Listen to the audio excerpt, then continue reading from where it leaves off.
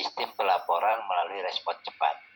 Nah, ini yang Bapak Ibu yang saya sampaikan, kami juga mengapresiasi kawan-kawan Pol PP yang mana memang sekarang agak berbeda sedikit, karena memang sebelum kalau Pol PP lebih condong terkait dengan penegakan perda, terkait dengan respon cepat ini masih lebih unggul dari Damkar. Karena Damkar sekarang juga bukan hanya menangani kebakaran. Damkar terkait dengan penyelamatan, baik penyelamatan hewan atau hal-hal lain, mereka akan menghubungi Damkar. Namun, ya kami juga di Pol PP ada respon cepat. Kita akan mencoba menginisiasi ke depan bagaimana respon cepat ini ada di Pol PP terkait dengan penyelenggaraan Trantibum. Intinya, layanan Trantibum atau layanan publik berbasis keamanan lingkungan, ketertiban dan pengendalian gangguan agar masyarakat merasa aman, tertib dan nyaman. Nah, bagaimana terkait dengan keamanan tadi, kemarin ini sempat juga terkait dengan ada surat edaran terkait pengaktifan kembali Satlinmas. Nah, Bapak Ibu, Satlinmas itu adalah Satuan Pelindungan Masyarakat. Apa yang dilakukan? Siskamling, Sistem Keamanan Lingkungan. Jadi dalam hal ini kami sedikit agak menyimpang. Kalau kita bicara sistem keamanan lingkungan, mungkin kalau kita bertanya ke masyarakat, apa sih sistem keamanan lingkungan? Ya mungkin Bu Ida nih, Bu Ida, sistem keamanan lingkungan apa sih Bu? Siskamling, ronda ya Bu ya? Nah, pasti jawabannya ronda Pak. Tapi kalau kita bicara sistem, kalau ronda itu kan malam Pak. Kalau kita bicara sistem itu 24 jam. Jadi bagaimana kita menciptakan salah satu cara bagaimana menciptakan keamanan di lingkungan. Ada salah satu Pol PP kalau nggak salah di Sulawesi, dia kebetulan seorang Kabinmas. Di lingkungannya dia mencoba membuat sistem keamanan. Jadi ada ya mungkin salah satu warganya dan mengerti terkait dengan IT. Jadi dia membuat sistem jika dipijit nomor sekian maka akan bunyi seperti apa. Nah itu tanda ada misalnya kalau ini bunyi nomor sekian yang dipijit pencurian, misalnya ini kebakaran, itu memang dicoba untuk di wilayahnya sendiri. Jadi mereka saya bilang, jadi sistem dia, jadi saya juga dapat seperti dari kawan-kawan juga, Pak, sistem keamanan lingkungan itu bukan hanya ronda. Jadi kita membuat sistem keamanan lingkungan itu 24 jam. Jadi Bapak Ibu, Pak Sekretaris nih berada di sini merasa aman karena di lingkungannya ada sistem yang menjaga keluarganya. Sistem itu bukan hanya ronda, jadi ada sistem mungkin salah satunya mungkin kita terkait dengan silaturahmi, bagaimana kita dengan hubungan antar tetangga, merupakan suatu sistem yang menciptakan satu keamanan untuk lingkungan. Itulah Bapak Ibu terkait dengan layanan. Nah, juga kami sampaikan terkait layanan ini di Pol PP ini ada layanan dan ada juga mutu. Nah, kalau kita mutu sebenarnya apa sih?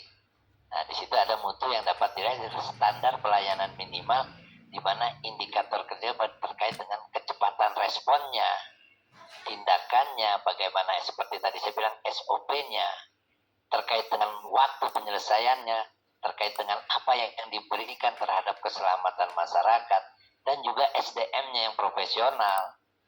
Juga bagaimana yang terakhir, walaupun nilainya itu sulit untuk kita ukur, yaitu kepuasan masyarakat.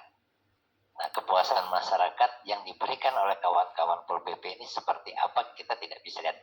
Yang mana mungkin ada masyarakat yang melihat jika Pol PP berpatroli, misalnya seminggu sekali, mereka cukup merasa puas. Tapi ada daerah yang bilang kami akan merasa puas jika Pol PP bisa berpatroli setiap hari. Nah itu jadi masing-masing mempunyai ukuran sendiri, dalam arti mutu ini didapat dari sikap profesional Pol PP. Nah dari mutu ini berorientasinya seperti apa, kemana, terkait dengan efektivitas, terkait dengan efisiensi, terkait dengan akuntabilitas, terkait dengan transparansi, dan terkait dengan profesionalitas, dan juga terkait dengan kepastian hukum. Nah, jadi Bapak Ibu Pol PP ini akan melakukan kegiatan terkait dengan adanya kepastian hukum. Jadi dalam hal ini hukum-hukumnya itu terkait dengan kita penegakan perda. Kita punya nggak sebenarnya perda Trantibum? Nah ini yang kita tadi tadi sampaikan, kita coba menginventarisir permasalahan terkait dengan suburusan Trantibum, khususnya Pol PP di daerah itu seperti apa. Jadi Bapak Ibu di sini ada terkait, coba di slide nomor Mbak, slide-nya Mbak, yang terkait inventaris permasalahan Mbak. Lanjut ya, nih. Ada beberapa permasalahan, yaitu di mana salah satunya terkait, kita lihat adalah terkait dengan permasalahan regulasi. Jadi harus kita akui Bapak Ibu, ada regulasi terkait Perda Trantibum, yang mana Perda Trantibum itu dibuat masih mengacu di tahun 2007. Kalau kita bilang Perda Trantibumnya tahun 2007 ada di kota besar. Nah itu kita bilang, harusnya kan dengan terbitnya Undang-Undang 23 harus sudah menyesuaikan. Nah itu Bapak, salah satunya terkait dengan permasalahan itu, ternyata masih banyak daerah yang belum memiliki Perda Trantibum. Jadi kita bilang, jadi kadang-kadang kenapa?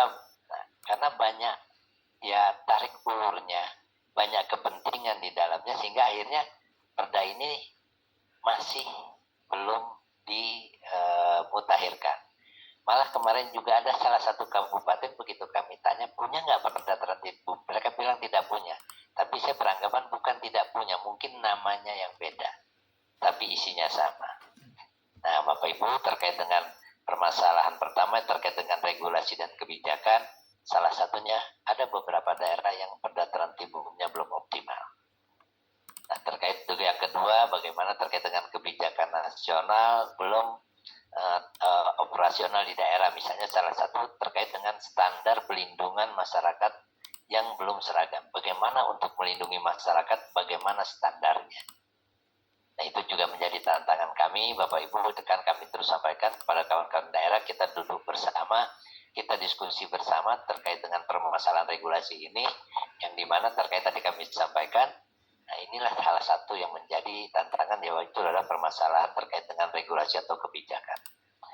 Permasalahan kedua atau inventarisasi kedua yaitu terkait dengan permasalahan kelembagaan.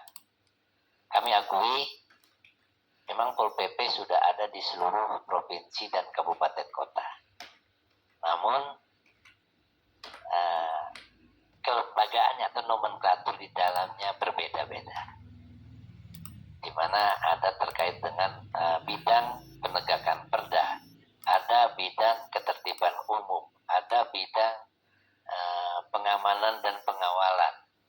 Nah, kami sudah sampaikan bahwa kami sampaikan juga di sini bahwa kami sudah menyusun terkait draft nomenklatur Pol PP agar di setiap daerah nomenklaturnya sama.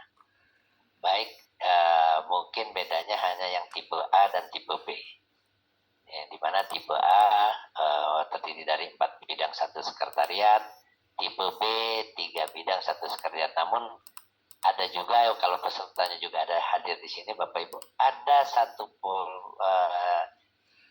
SKPD Pol PP yang hanya mempunyai 2 bidang dan 1 sekretariat. Mungkin kalau itu kita bisa bilang tipe C atau sekelas badan atau bagian, mungkin seperti itu. Jadi sangat kecil, walaupun sebenarnya kalau kita lihat kemarin kami buka di regulasi yang tahun 2016, ternyata wilayah tersebut termasuk tipe A, karena dengan luas wilayah, dengan kerawanan Trantibumnya, dengan kerawanan terkait dengan bencananya, mereka termasuk cukup tinggi hingga harus dengan tipe A. Namun sekarang dengan yang kami tahu sudah turun ke tipe C. Jadi itulah Bapak Ibu tantangan kami selaku pembina di pusat, bagaimana kita untuk menyamakan terkait dengan nomenklatur kelembagaan. Nah seperti tadi terkait dengan kewenangan daerah terkait dengan SDM yang terbatas. Nah, kami akui Bapak Ibu, kami sampaikan Pol PP ini belum optimal terkait dengan SDM-nya. Memang sekarang agak kurang terbebani dengan adanya P3K. Namun itu juga kita harus akui terkait dengan beban-beban ini, bagaimana ke depan kita yang menginginkan Pol PP ini dapat memahami atau memahami terkait dengan kewenangan dari Pol PP itu sendiri. Terkait dengan yang berikutnya, terkait dengan masalah kelembagaan, masih belum optimalnya koordinasi lintas perangkat daerah. Seperti yang kita lihat bagaimana penanganan PKL. Setelah PKL ini kita tertibkan, yang mana PKL yang kita tertibkan karena mereka mengganggu ketertiban umum. Jadi Pol PP tidak serta-merta main menertibkan PKL aja, pedagang kaki tidak serta-merta. Namun jika mereka melanggar perda akan kita tertibkan. Namun setelah ditertibkan akan dibawa kemana Pol PP? Apa PKL ini? Sebenarnya juga ada lagi terkait dengan pelanggar tertib itu orang dalam gangguan kejiwaan. Setelah mereka kita amankan akan kita serahkan kemana? Nah, perlu adanya kerjasama lintas sektor dengan OPD lain, yang misalnya terkait orang dalam gangguan kejiwaan kita bisa serahkan ke dinas sosial. Dinas sosial dalam hal perawatan, tapi hal kesehatannya juga harus ada dengan dinas kesehatan. Jadi harus ada kerjasama antar OPD di daerah. Jadi kami sampaikan terkait dengan standar pelayanan minimal, tidak ada urusan yang lebih diperlukan dan tidak ada yang lebih tidak diperlukan. Setiap urusan mempunyai kewenangan, mempunyai pekerjaan yang harus saling mendukung. Kenapa kami sampaikan itu seperti tadi? Mana yang lebih kita utamakan? Pendidikan atau kesehatan? Pendidikan Pak, kita harus pintar, benar, tapi badannya sehat. Harus sehat Pak, tapi di sana tidak ada sekolah. Kesehatannya ada, pendidikannya ada, tapi wilayahnya, ketertibannya tidak optimal. Nah itu dengan itu, jadi kalau kami sampaikan terkait dengan standar pelayanan minimal yang dilakukan oleh pemerintah, ini merupakan satu kerjasama yang harus kita lakukan bersama. Hingga untuk mencapai tujuan kita tidak bisa melakukannya sendiri. Baik Bapak Ibu, terkait dengan inventaris terkait dengan SDM. Nah di sana kita lihat Bapak Ibu, SDM kita kalau tidak salah 1 berbanding 3. Sebelumnya itu 1 PNS, 3 tenaga kontrak yang sekarang mungkin dapat terpenuhi dengan adanya P3K. Namun terkait dengan SDM ini perlu adanya kompetensi, yang mana seperti tadi kami sampaikan perlu adanya peningkatan kompetensi kepada P3K yang baru diangkat, tenaga kontrak yang baru diangkat menjadi P3K. Nah itu Bapak Ibu. Jadi kenapa kami sampaikan seperti itu tadi Bapak Ibu. Di kami ada satu kewenangan, yaitu terkait dengan justisi dan non-justisi, di mana mereka tahu tapi mereka tidak tahu kewenangan itu sebenarnya siapa yang melaksanakan. Mereka hanya tahu bekerjanya tapi tidak tahu siapa kewenangannya, karena kami sampaikan bahwa masyarakat sekarang masyarakat yang cerdas. Pada saat Bapak Ibu ditugaskan kemari, mungkin Pol PP akan bertanya, mana surat tugas Bapak Ibu? Atau misalnya Bapak Ibu kemari di lapangan pada saat jam siang, kita pakai pakaian dinas, ada di warung makan, ditanya, Bapak Ibu dari daerah mana ke Jakarta dalam rangka apa? Mana surat tugasnya? Nah seperti itu. Jadi kawan-kawan Pol PP sudah tahu tapi tidak tahu seperti apa. Makanya tadi kami sampaikan perlu adanya pendidikan atau peningkatan kapasitas pengetahuan kepada kawan-kawan yang baru diangkat menjadi P3K Pol PP. Dalam hal ini sudah ada Kemendagri-nya, bagaimana juga tenaga P3K Pol PP wajib mengikuti diklat dasar. Yang dalam hal ini sudah dilakukan oleh BPSDM dengan BPSDM provinsi yang ada di wilayah kita. Yang berikutnya terkait dengan permasalahan SDM, yaitu minimnya tenaga linmas yang terlatih. Harus kita akui tenaga linmas kita lebih banyak adalah orang-orang yang sudah berusia lanjut. Nah, bagaimana kita merekrut yang tenaga-tenaga yang masih usianya masih bisa kita gunakan terkait dengan ada daerah-daerah tertentu yang mempunyai dalam pengangkatan anggota Satlantas, mereka memang cukup agak ketat terkait dengan salah satunya adalah di kota Surakarta. Tenaga Satlantasnya memang mereka rekrut dengan ketentuan, namun kita harus akui kenapa bisa seperti itu, ya silahkan nanti salah satunya mereka bisa memberikan uang insentif dari kegiatan yang mereka lakukan, karena intinya anggota Satlantas adalah tenaga sukarela yang tidak bisa diberikan upah atau gaji. Bapak Ibu, terkait dengan permasalahan inventaris, permasalahan berikutnya bagaimana terkait dengan permasalahan operasional di lapangan, di mana terkait dengan penegakan perda harus kita akui PPNS kita belum sesuai dengan kebutuhan yang ada di setiap organisasi. Mengapa kami sampaikan seperti itu? Karena banyak PPNS yang baru lulus ternyata dimutasi oleh kepala daerah. Padahal untuk mengikuti PPNS tersebut dibutuhkan waktu minimal 30 hari kerja sampai 40 hari kerja dengan biaya yang tidak sedikit. Nah, jadi terkait dengan permasalahan terkait operasional di lapangan, bagaimana PPNS ini yang dimana mempunyai tugas terkait dengan penegakan justisi, kita masih belum mencapai jumlah yang sesuai, walaupun sudah ada regulasi terkait dengan jumlah ideal, berapa sih jumlah idealnya PPNS. Yang berikutnya terkait dengan bagaimana permasalahan terkait dengan gangguan ketertiban umum di daerah yang ramai. Yang sering kita ketahui di Jakarta ini apa sih? Parkir liar. Nah, parkir liar ini walaupun sebenarnya dibilang parkir liar ini, kalau parkir liarnya bukan kewenangan Pol PP, tetapi kewenangan dari Dinas Perhubungan. Tapi akibat dari parkir liar ini mengganggu ketentraman, ketertiban bagi masyarakat. Akhirnya menjadi bagian dari Pol PP untuk melakukan penertiban parkir liar bekerjasama dengan Dinas Perhubungan. Terkait dengan yang berikutnya, bagaimana gangguan sosial yang sulit dikendalikan, yaitu seperti tadi kami bilang, tawuran ini ya bisa kita lihat dari berita-berita, terkadang permasalahannya sepele, tapi kalau sudah tawuran pasti sudah lebih dari satu orang. Pol PP dengan keterbatasan baik sarana prasarana, karena ketawuran itu mengganggu ketentraman ketertiban umum, juga menjadi satu kewajiban dari Satpol PP untuk menertibkan tawuran atau konflik, atau biasanya seperti yang kita sering lihat perkelahian pelajar, kalau kita bilang perkelahian antar kampung, nah seperti itu juga yang perkelahian kecil yang menjadikan besar menjadikan satu tawuran.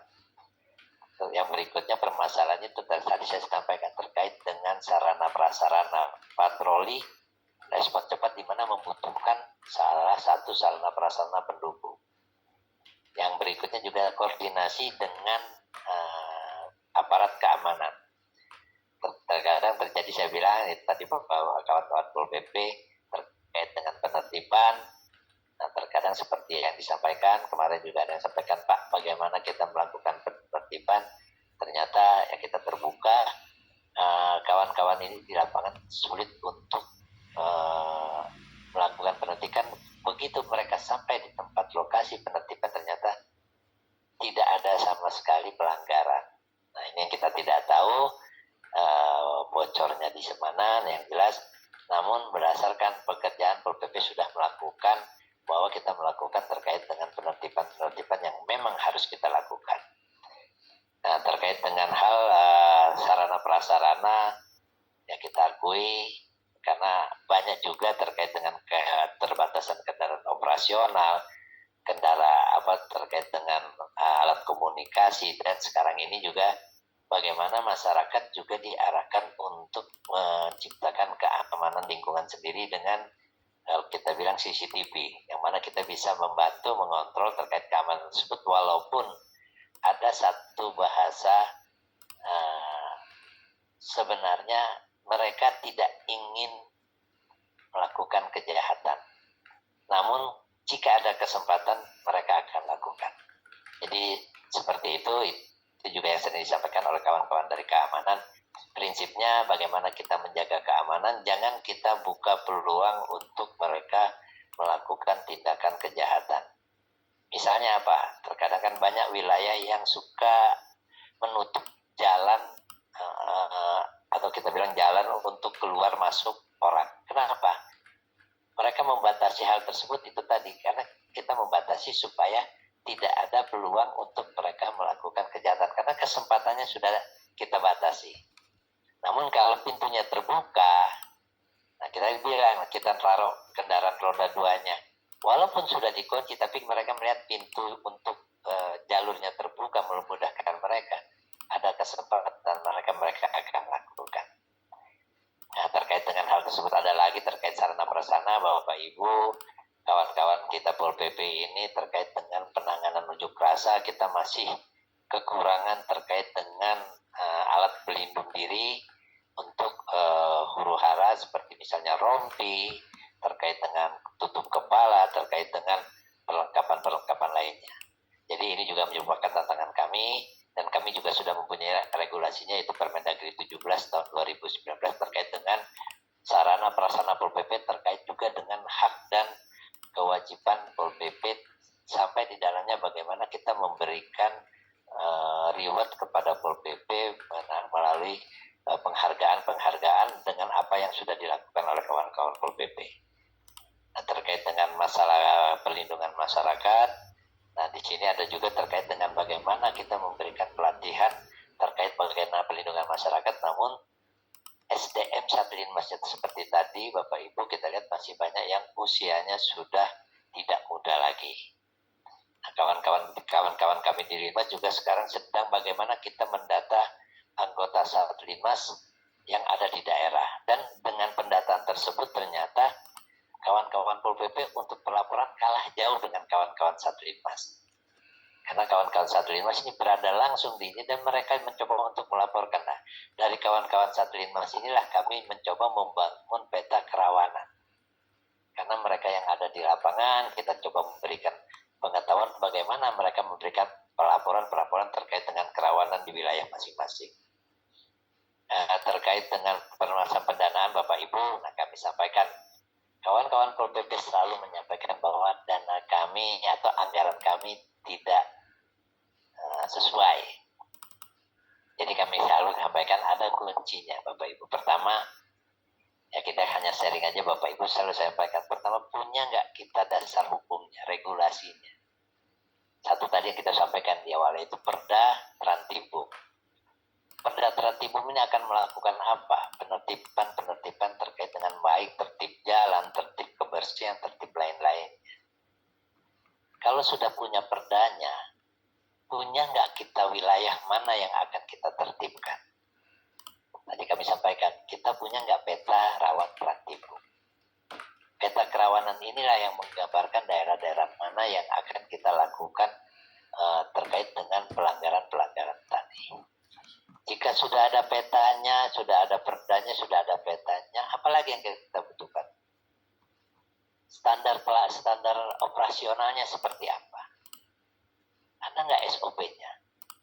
Pak, ada nggak SOP-nya? Ada. Permendagri 16 tahun 2023 terkait dengan SOP dan kode etik di dalamnya. Nah, SOP-nya ini kami berharap kawan-kawan Pol PP sudah bisa memutakhirkan SOP-SOP yang ada di wilayah Bapak Ibu dengan mengacu kepada Permendagri 16 tahun 2023. Bukan mengkopi dipindahkan menjadi perda, tapi ditambahkan dengan apa sih sebenarnya SOP yang kami buat hanya merupakan satu gambaran secara menyeluruh. Namun SOP yang ada di tempat Bapak Ibu yang Bapak Ibu harus tambahkan. Karena ada kearifan lokal yang di wilayah yang tidak bisa kita samakan antara kawan-kawan yang berada di wilayah barat, tengah, dan timur. Nah, SOP-SOP ini ada perbedaannya di situ. Jadi kami dorong jika kawan-kawan Pol PP juga terkait SOP ini, tolong dimutakhirkan karena kita sudah punya SOP yang baru yaitu Permendagri 16 tahun 2023. Terkait dengan pendanaan tadi sudah ada perda, sudah ada peta, sudah ada SOP, ada nggak sarana prasarana pendukung seperti tadi kami sampaikan di permasalahan prasarananya. Ternyata masih banyak kawan-kawan kami sampaikan bahwa kawan-kawan Pol PP bukan tidak punya sarana prasarana. Kami yakin semuanya punya kendaraan roda 2, kendaraan roda 4, namun pernah nggak ditanya bahwa layak atau tidak? Nah, itulah yang menjadi tantangan kami yang sering kami sampaikan ke kawan-kawan dari lembaga-lembaga kementerian, bahwa kawan-kawan Pol PP kami bukan tidak punya kendaraan, tapi mereka punya, namun apakah masih layak atau tidak layak. Kemarin dari salah satu kabupaten di Sulawesi, mereka mengajukan permohonan sarana prasarana. Kita cek, ternyata mereka punya kendaraan roda 2 tahun 2003. Saya tanya, masih bisa dipakai nggak? Masih Pak, bisa. Karena perawatan kami cukup baik. Begitu saja. Tapi masih layak nggak untuk misalnya harus mengawal atau untuk berpatroli jarak jauh? Sudah nggak bisa Pak. Jadi untuk hal-hal yang sifatnya sementara atau yang dekat-dekat saja. Itu salah satunya. Jadi bukan tidak punya. Mereka mengajukan kepada baik pemerintah pusat atau kepada CSR. Bukan mereka tidak punya, tapi yang mereka punya sudah tidak tepat atau tidak layak pada saat sekarang ini. Nah, seperti itu. Jadi terkait pendanaan sarana prasarana, yang berikutnya adalah apa? Ada nggak SDM-nya? Nah, itu tadi. Perdanya sudah ada, regulasinya. Tempat yang mau kita lakukan sudah. SOP-nya sudah. Sarana prasarana sudah disiapkan oleh pemerintah. Ternyata SDM-nya tidak memadai, dalam arti tidak mengerti bagaimana kita menggunakan sarana prasarana, bagaimana kita mengetahui SOP, bagaimana kita bisa menjabarkan perda tersebut, bagaimana kita tahu bahwa daerah tersebut rawan, perlu adanya SDM juga yang perlu meningkatkan kapasitasnya. Nah, yang berikutnya Bapak Ibu terkait dengan pendanaan, inilah yang menjadi PR kami, kawan-kawan di daerah selalu bilang, Pak, dana kami belum optimal. Ternyata semua perlu adanya data dukung. Jadi kami sampaikan bagaimana Bapak Ibu bisa mendapatkan dana yang paling tidak mendekati apa yang kita perlukan. Kita juga perlu data dukung. Seperti tadi. Jadi kami sampaikan data dukung inilah yang menjadi tantangan kami, karena yang kami lihat ini di laporan SPM Bapak Ibu semuanya selalu tercapai 100%. Kami juga tidak tahu bagaimana kami memberikan argumentasi, namun pada prinsipnya kami tetap membuka koordinasi bagaimana kita ke depan menjadi lebih baik terkait dengan hal-hal penyelenggaraan Tratibu. Yang terakhir mungkin permasalahannya yaitu terkait dengan teknologi dan data. Nah, di sini Bapak Ibu, data yang kami terima, kami sampaikan belum optimal. Kenapa? Ya, Bapak Ibu, kami mempunyai salah satunya adalah sistem pelaporan yang ada di kami, yaitu Simpol PP. Nah, di mana di Simpol PP itu memuat data P3K, kalau Pol PP-nya bergabung dengan Damkar, data PNS Damkar, data P3K Damkar, dan termasuk sarana prasarana dan yang lainnya. Nah, di sini yang kami sering mudah cek adalah terkait dengan kepegawaian. Kenapa kami sampaikan begitu? Ternyata kasatnya sudah berganti, namun kasat lamanya masih ada. Kasat barunya sudah masuk. Nah, ini yang kita bilang jumlahnya akhirnya jadi banyak. Nah, ini yang kita sampaikan. Kami sampaikan tolong diupdate secara berkala atau memang pada saat yang dibutuhkan. Karena seperti yang kita ketahui nih Pak Sekretaris dari Provinsi Banten, kasatnya sudah baru kurang lebih sebulan ya Pak ya. Nah, saya belum cek nih di Simpol PPK apakah masih ada kasat yang lama Pak Agus atau udah kasat yang baru. Nah, coba kan cek. Karena apa? Itu tadi akhirnya kita juga kehilangan data. Jadi Bapak Ibu, mohon maaf, saya juga terjadi salah satunya ada saya bank datanya Pol PP juga Bapak Ibu. Jadi saya selalu mencari kawan-kawan yang misalnya kasat yang sudah mutasi, kita harus sampaikan ke pimpinan, Bapak kasat ini sudah ganti, sekarang kasatnya ini, dan kami selalu minta nomor kontaknya. Nah, salah satunya kalau nggak salah terakhir dari Jawa Tengah, apa kasatnya ganti. Sekarang kalau nggak salah dari Tegal, kasatnya perempuan sekarang. Nah, itu salah satu. Jadi kita sudah minta, kita sudah dapat nomor kontaknya, kita sampaikan ke pimpinan. Jadi kalau saya ini juga merupakan salah satu bank data terkait dengan kawan-kawan Pol PP. Jadi kalau Bapak Ibu memang memerlukan misalnya kontak Pol PP, silahkan hubungi kami. Yang ada kami akan kami sampaikan, namun biasanya kami sampaikan kalau Pak Kasat biasanya agak sulit untuk ditelepon atau dihubungi. Karena apa? Karena mereka banyak kegiatannya. Pak Sekretaris sendiri juga ini agak sulit Pak ditelepon karena kegiatannya juga banyak nih Pak. Karena mereka harus kalau kami bilang provinsi merupakan kepanjangan tangan kami. Jadi kami terkadang juga membutuhkan data-data di mana kabupaten kota kita biasanya minta melalui provinsi. Nah, itu Bapak Ibu terkait inventaris permasalahan yang ada di Trantibung, kurang lebih permasalahannya seperti itu. Namun kami juga berusaha untuk bagaimana ke depan menjadi lebih baik, dan di mana akibat permasalahan dampak dari permasalahan ini juga kita bisa lihat. Lanjut Pak. Dampak permasalahan ini adalah bagaimana dari permasalahan penegakan perda yang tidak optimal. Nah, dari penegakan tidak optimal, maka timbulnya lagi apa? Tingkat gangguan ketertiban. Nah, dari tidak optimal, tingginya gangguan ketertiban, makin banyaknya konflik sosial, akibatnya menurun rasa aman bagi masyarakat. Saya terbuka Bapak Ibu, saya pernah bekerja di salah satu tempat sebelum saya jadi pegawai negeri 3 shift. Shift pertama jam 7 sampai jam 3, shift kedua jam 3 sampai jam 11, shift yang ketiga jam 11 sampai jam 7. Kalau shift kedua jam 3 sampai jam 11, saya harus pulang jam 11 malam. Pada saat itu kami pulang Bapak Ibu, yang kami khawatirkan atau kami takuti adalah setan Pak. Jadi pada saat kita lewat di bawah pohon, misalnya pohon asem yang besar, kami nyebrang. Kenapa? Saya takut setan tidak. Pada saat itu. Tapi sekarang Bapak Ibu, kalau kita keluar, yang kita takut bukan setan Pak. Kriminal. Begitu kita lewat pohon, kita ngitung-ngitung ada orang nggak yang ngumpet di belakang pohon. Nah, jadi inilah dampak permasalahan itu. Jika kawan-kawan Pol PP atau kawan-kawan yang terkait dengan keamanan terhambat dengan permasalahan tadi, inilah yang kami sampaikan. Kita mau keluar malam kita takut, kita pulang malam juga takut. Karena apa? Kalau dulu saya takutnya setan, sekarang saya takutnya dengan orang. Nah, jadi dampak permasalahan ini hingga dengan permasalahan tersebut yang harus kita kikis, harus kita bagaimana kita menghadapi supaya target kinerja Trantibum 15 bisa tercapai. Karena dari permasalahan tersebut target ini akan menjadi satu hal tidak tercapai.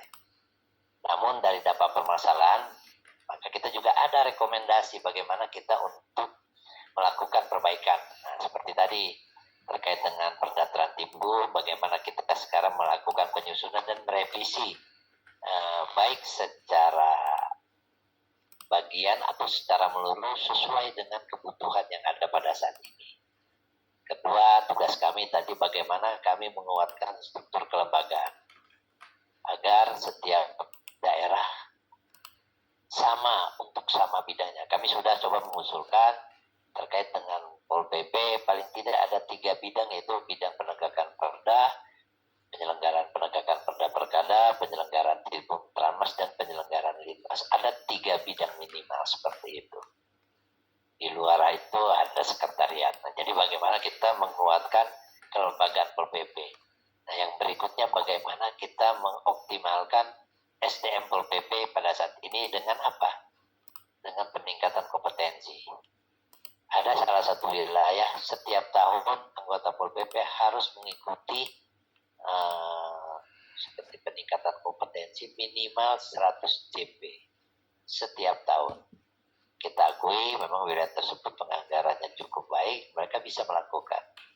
Karena kami pernah merasakan bahwa kami melakukan memberikan materi terkait dengan diklat dasar ada 20 kelas. Jadi setiap angkatan 2 kelas ada 10 kali. Nah itu salah satunya. Berarti kalau satu kelas 30, 60, 6 kali ada 600 pegawai baru terkait dengan yang perlu ditingkatkan, yang perlu mengikuti diklat dasar. Yang berikutnya setelah kita perlu SDM, bagaimana koordinasi antar lintas sektor juga harus kita perkuat, baik dengan SKPD yang ada di wilayah maupun dengan kawan-kawan terkait dengan keamanan. Nah, yang berikutnya bagaimana terkait dengan sarana prasarana yang sudah dibutuhkan atau yang kita perlukan pada saat ini. Seperti tadi kami sampaikan, nah, ternyata banyak sarana prasarana kita yang sudah tidak layak namun masih bisa digunakan. Terkait hal tersebut juga ada bagaimana kita melakukan pembinaan kepada anggota-anggota Linmas terkait bagaimana mereka meningkatkan kompetensinya, karena mereka kita akui mereka adalah orang-orang yang sudah tidak muda lagi. Nah, ada lagi Bapak Ibu, jadi kita ini juga ada rekomendasi bagaimana kita melakukan terkait anggaran operasi penegakan perda-perkada. Bagaimana penganggarannya, kita juga sudah punya Kemendagri kalau masalah 2580 terkait dengan penganggaran dengan kode-kode rekeningnya seperti apa. Kita juga sudah berkoordinasi dengan keuangan daerah. Terus bagaimana ke depan, bagaimana kita mengintegrasikan pengaduan masyarakat terkait dengan comment center yang ada di daerah.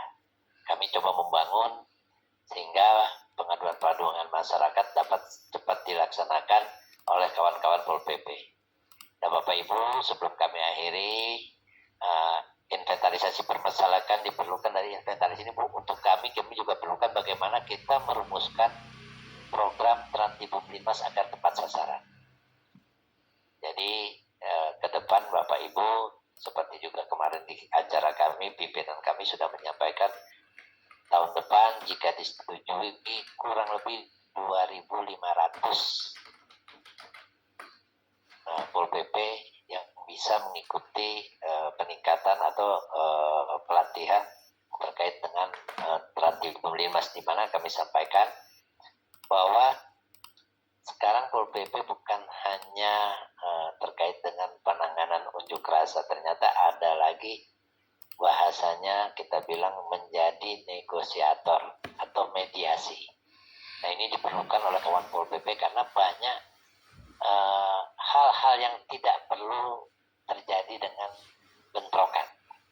Nah perlu adanya seorang mediator untuk memediasi segala-segala misalnya terkait dengan kerusuhan massa. Nah di situ bagaimana kita memerlukan peningkatan kapasitasnya terkait dengan hal tersebut, itu menjadi inventaris permasalahan yang perlu juga kami tanggapi, perlu juga kami respon ke depan menjadi satu tantangan kami.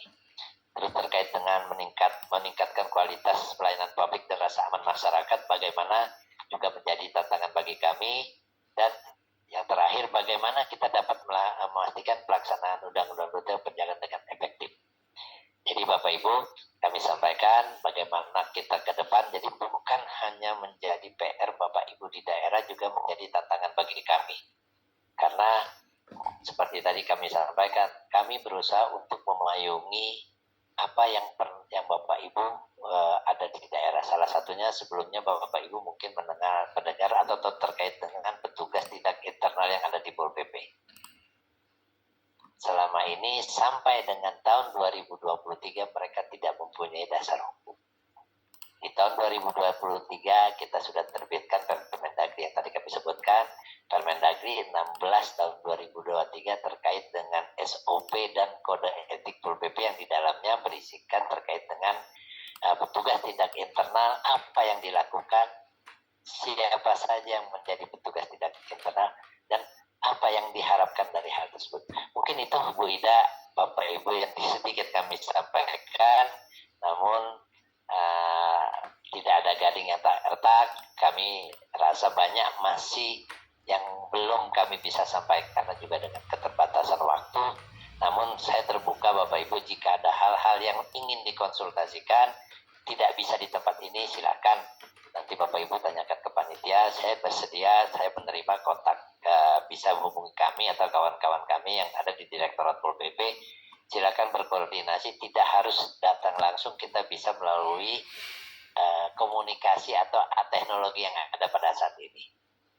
Misalnya salah satunya, silakan Bapak Ibu siapkan link Zoom-nya, kita bisa berkoordinasi atau kita bilang apa forum grup diskusi atau FGD kita buat.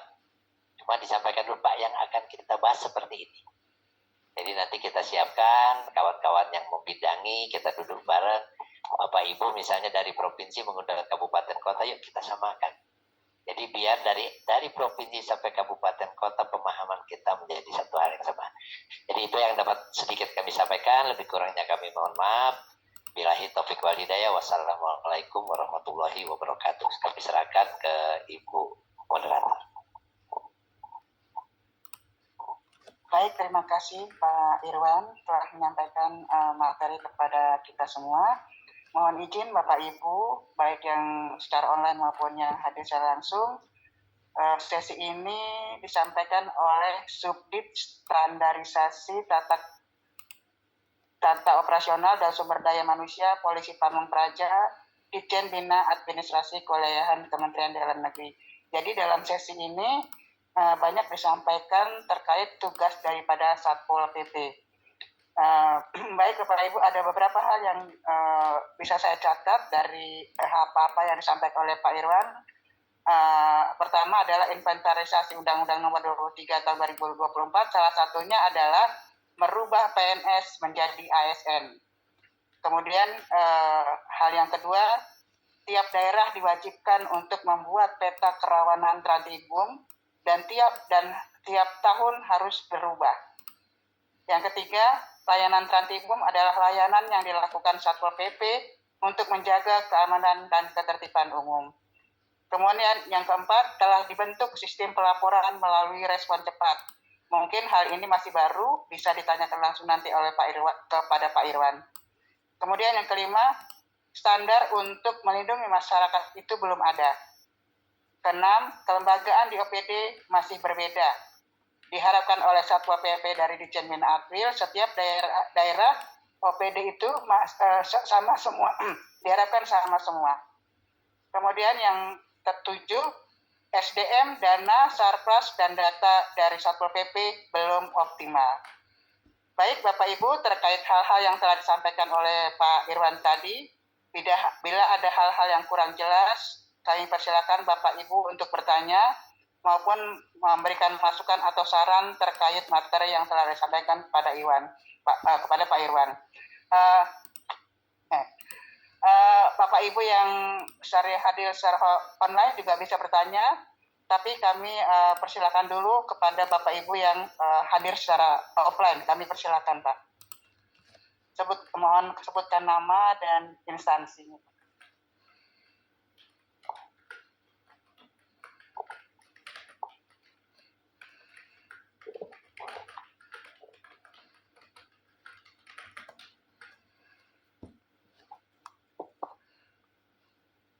Bismillahirrahmanirrahim. Assalamualaikum warahmatullahi wabarakatuh.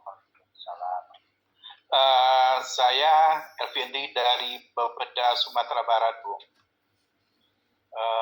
Mohon maaf Pak, semua permasalahan yang disampaikan tadi itu semuanya permasalahan di daerah Pak. Terutama kami untuk di Sumatera Barat, untuk bidang Trantibum ini ada 3 permasalahan yang menjadi permasalahan pokok. Itu ada terkait dengan anggaran operasional Pak. Yang kedua, sarana prasarana terkait dengan kendaraan operasional, baik itu kendaraan operasional Satpol PP, double gardan maupun untuk roda 2 untuk patroli. Terus juga untuk anggaran diklat bagi Satpol PP ini juga sangat miris sekali kami di daerah Pak, karena mengingat anggaran Satpol PP, anggaran SKPD kan berkurang nih Pak. Nah, jadi untuk sesuai dengan pemuktahiran kelima, Permendagri 90 tahun 2021, khusus untuk Satpol PP banyak anggaran kegiatan yang nominalnya hanya 1.000 Pak. Ini mereka tempatkan anggarannya Rp1.000 supaya kegiatan tidak hilang. Kalau nol nanti ketika dari RKPD ke KUA PPS akan hilang Pak. Jadi mereka menempatkan anggarannya 1.000. Sampai ke APBD anggaran 1.000 ini tidak berubah Pak. Karena tidak ada penambahan anggaran. Nah, untuk pelatihan dan diklat ini untuk Sumatera Barat memang agak minim sekali Pak. Untuk tenaga Satpol PP. Mungkin kami menyarankan Pak untuk Bina Bangda Kemendagri alangkah baiknya dibuat regulasi Pak, regulasi terkait dengan anggaran masing-masing bidang SPM termasuk untuk Trantibum persentase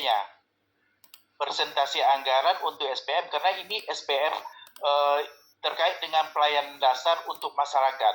Nah, tentu ini anggaran yang harus dianggarkan. Nah, satu sisi kemampuan keuangan daerah ini sangat kurang Pak. Nah, jadi mungkin beberapa tahun terakhir ini kita daerah tidak mendapatkan dana dekon. Terakhir yang kita dapatkan ini untuk inspektorat.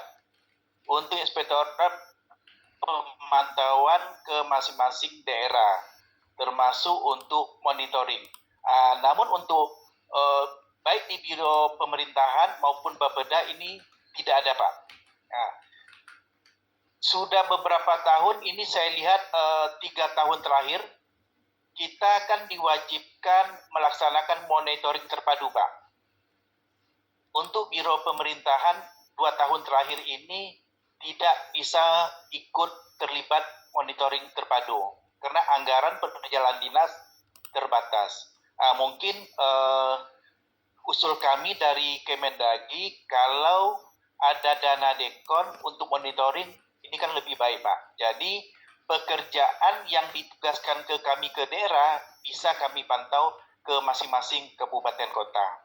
Terus juga terkait dengan anggaran yang ada di daerah untuk makan minum kami kan dirasionalkan Pak. Jadi pertemuan-pertemuan di tingkat provinsi sangat berkurang terkait dengan SPM. Mungkin ini perlu menjadi perhatian dari pemerintah pusat bagaimana menutupi anggaran-anggaran yang minus di daerah kami Pak. Terima kasih. Assalamualaikum warahmatullahi wabarakatuh. Waalaikumsalam warahmatullahi wabarakatuh. Terima kasih. Mungkin selanjutnya Bapak dan Ibu.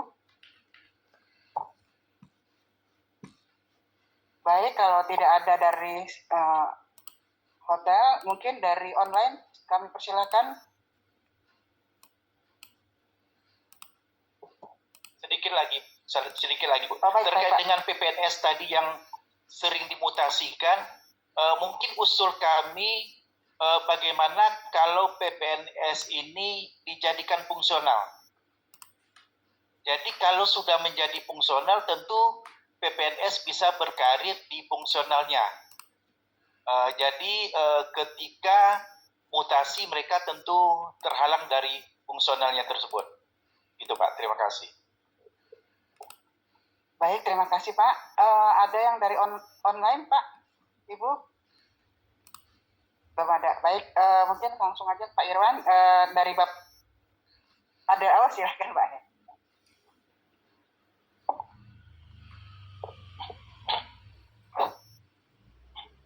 Baik, terima kasih atas kesempatan yang diberikan. Saya Bapak Jamal dari Kota Tual, Provinsi Maluku. Kapasitas saya saat ini sebagai Kepala Dinas Damkar, tapi saya pernah dipercayakan sebagai PLT Kasatpol PP Pak, 6 tahun yang lalu. 6 bulan ditugaskan sebagai Kasatpol. Menarik sekali materi yang disampaikan. Yang pertama kami ingin memberikan beberapa masukan saja berdasarkan kondisi di lapangan. Yang pertama terkait dengan penegakan perda Pak. Yang kami lihat di daerah kami, setiap perda yang terbitkan dari sisi sosialisasi ke masyarakat itu sangat-sangat terbatas. Sehingga kita aparatur pada saat melakukan penegakan kadang terbentur, dan banyak masyarakat yang menyampaikan bahwa mereka tidak tahu tentang aturan-aturan yang ada. Karena itu ini mungkin ada regulasi atau mungkin melalui kepala daerah, sehingga biasanya hubungannya dengan sosialisasi ini pasti terbentur dengan masalah dana. Itu. Yang kedua dari sisi sarana prasarana.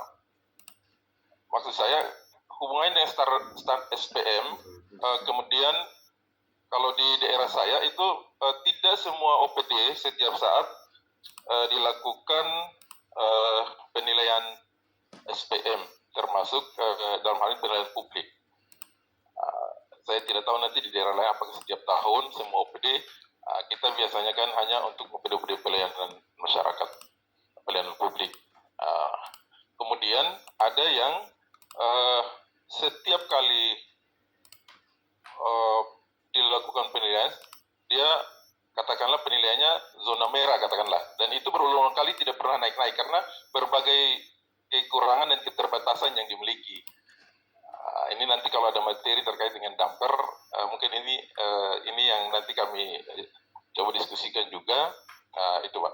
Sehingga memang dengan keterbatasan tadi hampir mustahil kita dari zona merah mau ke zona hijau katakanlah seperti itu. Itu mungkin beberapa hal yang perlu kami sampaikan pada kesempatan yang berbahagia. Terima kasih. Baik, terima kasih Bapak dari Maluku. Ada beberapa hal Pak Irwan dari Bapak Dasumbar mengenai masalah anggaran, sarana prasarana, juga PPNS yang sering dimutasikan. Sama juga dengan Kota Tual tadi, Maluku juga sama terkait dengan dana. Mungkin ada juga Pak pertanyaan dari saya Pak, mungkin ya Pak, izin ya Pak. Mungkin sistem pelaporan itu melalui respon cepat itu seperti apa Pak? Apakah dilakukan oleh masyarakat atau dari Satpol PP itu sendiri? Ya, makasih Bu. Jadi terkait anggaran Bapak, jadi kita sebenarnya posisinya sama nih Pak. Di tahun 2025 ini kami juga kegiatan kami banyak yang tidak teranggarkan. Dalam arti kita dapat revisi, namun berbagai cara Pak kami juga lakukan. Salah satunya kemarin kami mencoba untuk mengukur indeks penyelenggaraan Trantibum atau IPKKU yang notabene tidak ada anggaran. Kami menggunakan apa ya? Kami menggunakan melalui Zoom meeting. Jadi dalam arti yang Bapak sampaikan benar Pak, namun kami mencoba seperti tadi, mungkin seperti terakhir ini ada peningkatan kapasitas Pol PP Pak. Makanya tadi kami sampaikan tolong kawan-kawan Pol PP di pendataan si Pol PP agar dibuat secara real. Yang mana seperti tadi kami sampaikan sebenarnya ada berapa sih PNS-nya, berapa yang P3K, karena tahun depan jika disetujui kurang lebih Pak 2.500. Jadi setiap bulan itu, karena kita akan kegiatan itu tidak akan kita buat mungkin karena kita ada Idul Fitri Pak, sama biasanya anggaran tutup tahun kurang lebih 10 bulan Pak. Jadi setiap bulan itu kurang lebih 250 orang. Nah sekarang kalau datanya itu tidak ada, nah kami juga sulit untuk menyampaikan. Dalam arti peningkatan kapasitas ini segala kegiatan yang dilakukan menjadi beban dari APBN, namun pihak daerah hanya membiayai terkait dengan pengirimannya, penginapannya, makannya, nanti semua ditanggung oleh itu kurang lebih 2.600. Jadi solusi dari pimpinan terkait itu juga itu. Terus yang kedua Pak, terkait dengan sarana prasarana. Nah, kami sampaikan Pak, ya kami sedikit buka juga bahwa tahun ini kurang lebih sekitar hampir 150 Pak anggaran untuk kendaraan roda 2. Namun tidak bisa didapat dengan mudah. Dalam arti tolong tunjukkan apa yang sudah dikerjakan. Jadi Jadi bahasanya kami gini, jangan Pak kami tidak punya ini, kami tolong ini, enggak. Pak kami tidak punya ini, tapi telah kami lakukan ini. Seperti tadi kan kami lihat nih, seperti di Kota Tual, Pak kami tidak pernah dulu siapa Pak kasatnya yang almarhum Pak. Ah iya, itu kawan-kawan lama Pak, dalam arti di tempat ini Pak kami menyusun revisi Permendagri 84 dengan beliau di ruangan ini. Dan mohon maaf beliau itu perokok di ruangan ini, hampir terlepas beliau ngerokok. Jadi coba, jadi yang sudah dilakukan oleh kawan-kawan daerah, nah itulah yang menjadi. Jadi kami juga terus terang terbuka nih kawan-kawan. Mungkin kalau ada Bappenas juga pernah. Kami juga mencoba untuk memulai lagi penganggaran terkait dengan DAK. Nah, DAK itu terakhir kalau tidak salah tahun 2016. Namun Bapak Ibu mohon maaf kami tidak punya senjata Pak. Apa senjatanya? Karena di Bapak Ibu tidak pernah ada yang menyampaikan kebutuhan hal tersebut. Jadi berharapnya begini, kalau kami mengajukan kami harus dapat. Tidak Pak. Karena dapatnya juga mungkin bukan zaman kita nih Pak. Karena kan pemerintah juga tidak bisa memenuhi semuanya. Sifatnya stimulan. Nah, itulah makanya saya bilang Pak tadi tahun kemarin kita kurang lebih ada tenda yang kita berikan, tenda yang sekarang salah satunya dibawa Pak ke Sumatera Utara, tenda Peleton.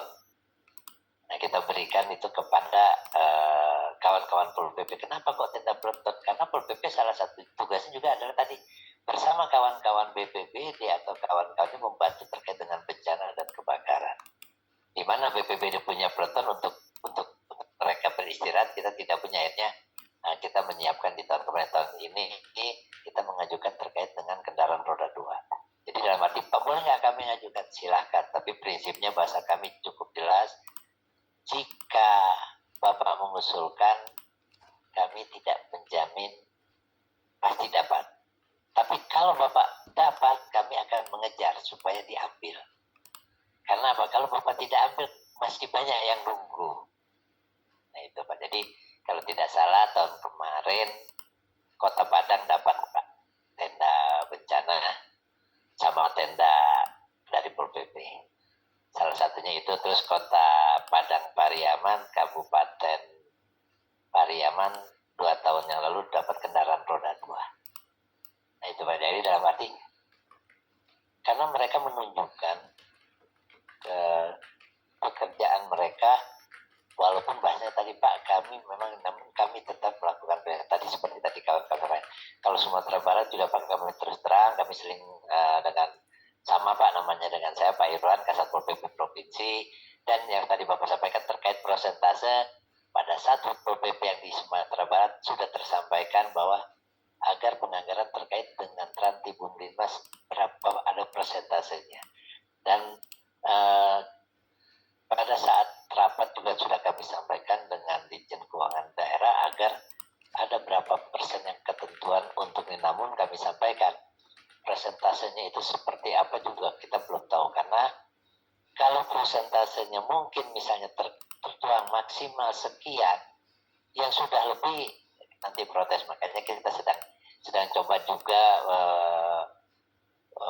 melakukan bagaimana terkait penganggaran terkait dengan kegiatan penyelenggaraan tertibun menjadi lebih baik. Itu Pak terkait. Terus tadi Bapak sampaikan terkait dengan persentase regulasi anggaran terkait dengan PPNS. Nah PPNS sebenarnya gini Pak, yang jadi kendala kan tantangan kami kepala daerah adalah pembinaan kepegawaian. Nah ini Pak, PPNS-nya itu bukan biaya murah. Kami sampaikan sebenarnya kami sudah buat surat edaran bahwa mereka yang PPNS itu tidak boleh dimutasikan minimal sekian tahun namun ada jika memang dipromosikan monggo silakan. Namun saran Bapak bagus, bagaimana kalau kita fungsionalkan biar mereka terikat? Bisa Pak, tapi dalam arti jika fungsional tersebut ternyata dimutasinya mereka naik Pak jenjang jabatannya. Sekarang kita pilih mana nih Pak? Nah itu jadi 3 tantangan kami. Namun kami selalu sampaikan PPNS ini suatu hal yang dibutuhkan oleh kawan-kawan di daerah. Nah ini yang menjadi tantangan kami. kami, bagaimana kami coba memayungi dengan surat edaran agar tidak dimutasikan. Nah itu Pak ya, jadi terkait anggaran, anggaran operasional kita coba Pak dalam arti sama-sama Pak. Namun tadi saya sampaikan kita perlu data. Saya sampaikan kawan-kawan Pol PP, Pak ini sekarang kita tanya dulu. Saya selalu tanyakan, bisa nggak ditunjukkan kepada kami peta rawan Trantibun tapi yang bukan gambar? Kalau dibilang Pak bagaimana? Kami ada pedomannya Pak. Tapi berapa kali sudah kami kirimkan, ini pedoman untuk membuat peta rawan Trantibun. Kalau kita bilang Pak, misalnya Sumatera Barat, Kota Padang, batas utaranya Sabah, Selatan, Barat, Timur. Nah ini sudah kelihatan nih. Mereka menuangkan bukan dengan gambar, tapi dengan narasi. Dari narasi ini kelihatan yang mana yang rawan banjir. Oh, yang rawan banjir adalah kecamatan ABCD. Seperti kami juga rawan Trantibun ini. Apa yang dilakukan untuk meminimalisir kerawanan tersebut? Misalnya terkait tadi kami sampaikan tawuran, apa perlu kita perlu patroli, kita perlu melakukan sosialisasi, kita perlu melakukan pendekatan dengan tokoh adat, tokoh masyarakat. Nah seperti itu Pak. Jadi perlu juga data-data dukung untuk melakukan anggaran tersebut agar kita bisa. Namun kalau di tahun 2025 ini mungkin sama nih, dari Banten juga kita semua direvisi Pak, banyak seperti tadi kami sampaikan, kami juga salah satunya terkena, namun karena menjadi target kami, dan saya juga mengucapkan terima kasih kepada Bapak Ibu yang sudah mencoba untuk menginput laporan yang ada di IPKKU. Nah itu yang menjadi yang kami inginkan, karena dengan adanya IPKKU tersebut Pak, kami akan mendorong kepada pimpinan agar pimpinan membuatkan satu regulasi seperti yang tadi. Saya minta IPKKU itu diisi secara real. Jika memang kita belum punya peta Trantibun, sampaikan. Tidak, belum punya. Kalau punya, tolong di-upload. Nah, ini kadang-kadang kita sudah kemarin kita coba lihat, masih banyak yang berupa gambar.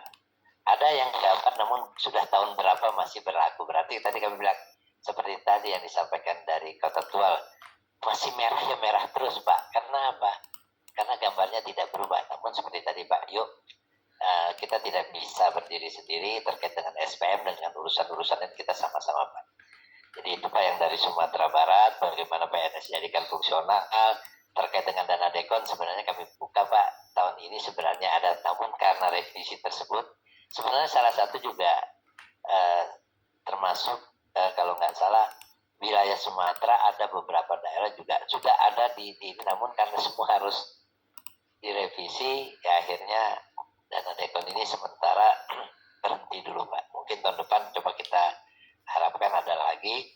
Terus terkait dengan tadi dari Kota Tual, Pak Jainal, Pak Jamal, penegakan perda kami, keterbatasan terkait dengan sosialisasi ke masyarakat, dan bagaimana Sarpras yang belum memadai, ya kami sampaikan Pak, seperti tadi silahkan sosialisasi tidak hanya untuk kita sosialisasikan misalnya bertatap langsung, mungkin bisa dengan menggunakan alat lainnya Pak.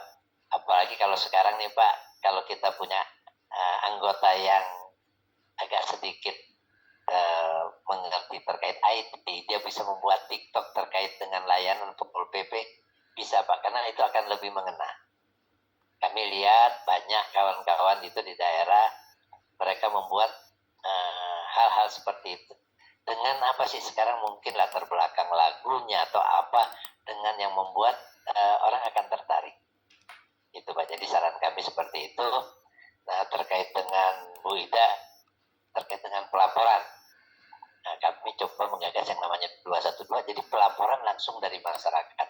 Namun laporan itu Bu, yang sementara yang dapat terima bukan hanya laporan Trantibun.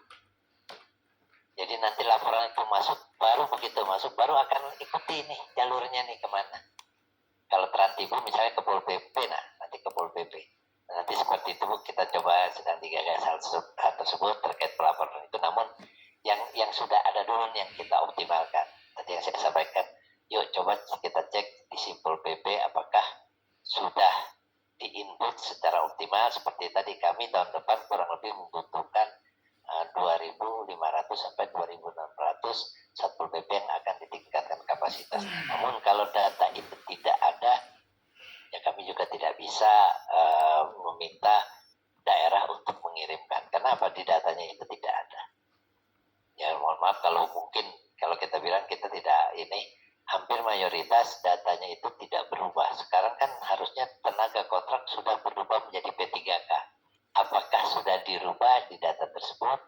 Sementara memang kami tidak bisa menyampaikan karena kami sedang juga melihat dan inventarisir masih banyak kawan-kawan yang belum berubah.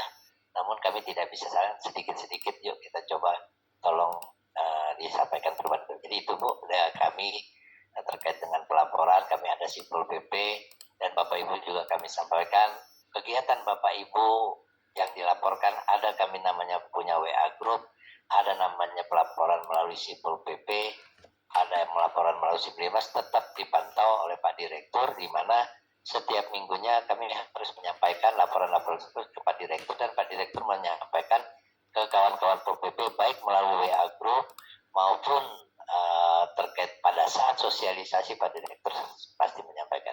Mungkin itu Bu Ida sedikit yang kami sampaikan, kami serahkan kembali kepada Bu Ida. Baik, terima kasih Pak Irwan atas jawaban yang telah disampaikan. Mungkin masih ada lagi Bapak Ibu yang mau bertanya? Baik, kalau tidak ada yang bertanya lagi, Bapak Ibu yang saya hormati, demikian sesi ini telah selesai. Ada beberapa hal yang dapat kami sampaikan. Yang pertama adalah telah disampaikan terkait revisi undang-undang, yaitu Satpol PP menyampaikan merubah PNS menjadi ASN. Kemudian yang kedua, tiap daerah diwajibkan buat peta kerawanan Trantibum dan tiap tahun harus berubah, dan bila tidak berubah maka Satpol PP dianggap tidak melakukan kegiatan. Yang ketiga, layanan Trantibum adalah layanan yang dilakukan Satpol PP untuk menjaga keamanan dan ketertiban umum. Yang keempat, telah dibentuk sistem pelaporan melalui respon cepat terkait ketentraman dan ketertiban umum agar masyarakat merasa aman dalam lingkungan. Dan sistem ini dilakukan secara 24 jam. Kemudian kelima, standar untuk melindungi masyarakat sebaiknya harus dibentuk. Baik Bapak Ibu, sebelum sesi ini kami akhiri, mungkin tadi sudah dibuka dengan pantun, yang kami akhiri dengan pantun pula, membeli bunga ke pasar tua, begitu indah berwarna putih. Kami memohon maaf bila ada salah kata. Akhir salam saya ucapkan terima kasih. Dan bila ada perbuatan kami yang salah, kami memohon dimaafkan. Akhir kata kami ucapkan wassalamualaikum warahmatullahi wabarakatuh.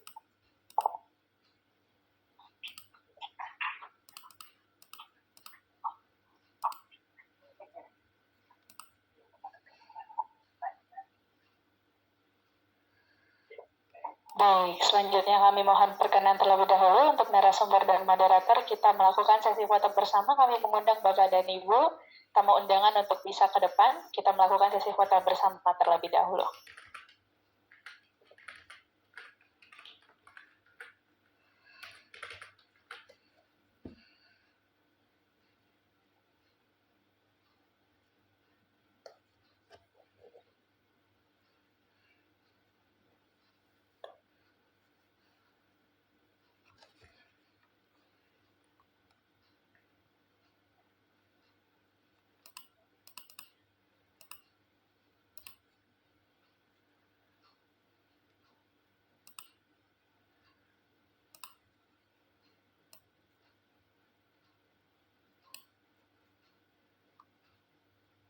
Kami mohon berkenan juga untuk Bapak Ibu yang bergabung melalui virtual Zoom meeting untuk dapat melakukan on cam, karena kita akan melakukan screenshot.